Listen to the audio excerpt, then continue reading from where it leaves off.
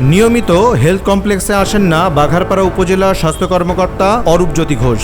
অধিকাংশ দিন বেলা 11:30টার পর আসেন এবং দুপুর 2টার আগেই বেরিয়ে যান। যোগদানের পর থেকে তিনি নিজেকে সাবেক প্রতিমন্ত্রী স্বপন ভট্টাচার্যের ঘনিষ্ঠ আত্মীয় হিসেবে পরিচয় দিয়ে মন মর্জি সবকিছু করতেন এবং এখনও সেটি চালিয়ে যাচ্ছেন। আর প্রধান কর্মকর্তার এমন স্বেচ্ছাচারিতা ও অনিয়মের কারণে স্বাস্থ্য কমপ্লেক্সটিতে বিশৃঙ্খলা দেখা দিয়েছে। চিকিৎসক ও কর্মচারীরাও ইচ্ছেমাফিক চলাফেরা ও দায়িত্ব অবহেলা করছেন। ফলে চরম অব্যবস্থাপনার কারণে ভোগান্তির শিকার হচ্ছেন চিকিৎসা নিতে আসা ও ভর্তি রোগীরা। সোমবার সকালে স্বাস্থ্য অধিদপ্তরের খুলনা বিভাগীয় পরিচালক ডাক্তার মোহাম্মদ মঞ্জুরুল মুর্শিদ হঠাৎ করে বাঘারপাড়া উপজেলা স্বাস্থ্য কমপ্লেক্স পরিদর্শনে যান। এ সময় তিনি নানা অনিয়মের চিত্র সরেজমিন দেখেন ও দপ্তর প্রধান অরূপজ্যোতি ঘোষকে অনুপস্থিত পান।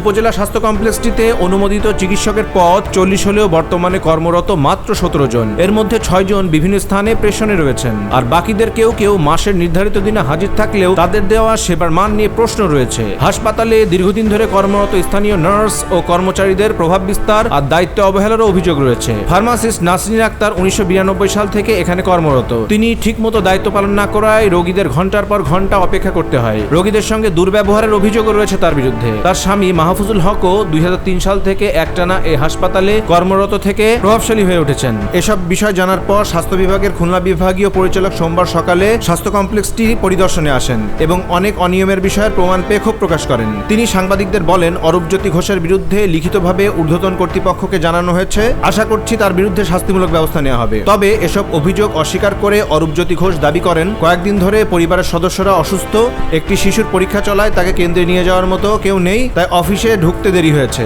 ডেস্ক রিপোর্ট, দৈনিক রানার।